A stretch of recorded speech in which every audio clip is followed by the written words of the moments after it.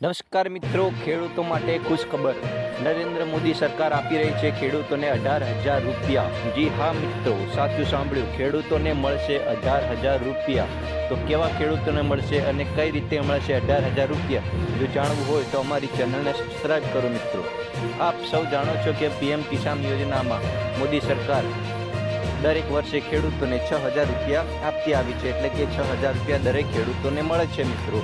જે ખેડૂતો PM કિસાન યોજનામાં નોંધણી કરી હોય અને તેમનું યાદીમાં નામ હોય તેમને 2,000 રૂપિયાનો હપ્તો અવશ્ય આવે છે મિત્રો.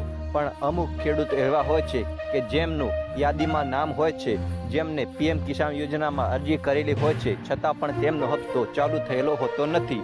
તો મિત્રો, એના માટે મોદી સરકારે એક મહત્વની જાહેરાત કરી છે કે જે મિત્રોને 12માંથી માંડીને 20મા હપ્તા સુધી KYC, આધાર સીડિંગ કે બેંકની અન્ય કોઈ વિગત બાકી હશે તો તેમને 2,000નો હપ્તો નહીં આવ્યો હોય, એટલે કે તેમના ખાતામાં રૂપિયા 2,000 જમા થયા નહીં હોય.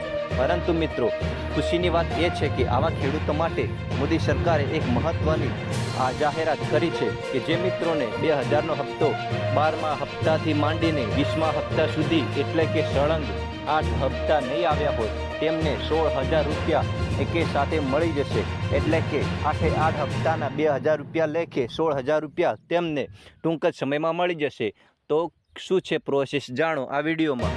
તો મિત્રો, તમે જાણો છો કે આધાર સીડિંગ બેંકમાં કરેલું હોવું જોઈએ અને KYC પણ કરેલું હોવું જોઈએ. સાથે પણ બેંકમાં NPCI કરેલું હોવું જોઈએ. તો 2,000 રૂપિયા લેવા માટે આ યોજનામાં દરેક ડોક્યુમેન્ટ પૂરતા હોવા જોઈએ.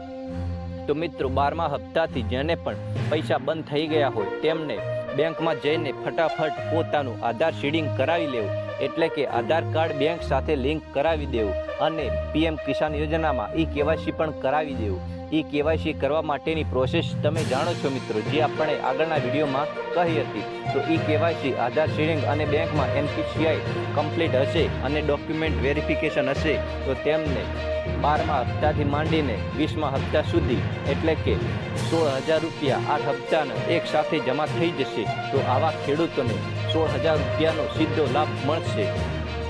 જો મિત્રો, આવા અગત્યના સમાચાર જોવા માટે અમારી ચેનલને સબસ્ક્રાઈબ કરો મિત્રો. ધન્યવાદ.